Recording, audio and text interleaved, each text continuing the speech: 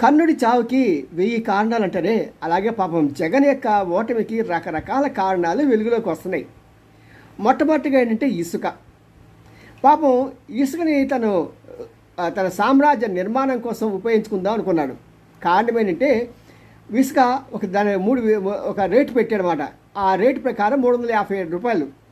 ఆ 357 plus other charges అన్నీ వస్తాయి, ట్రాన్స్పోర్టు ఇది అది అని కలిపేసి అవి తడిసి మోపుడయ్యాయి.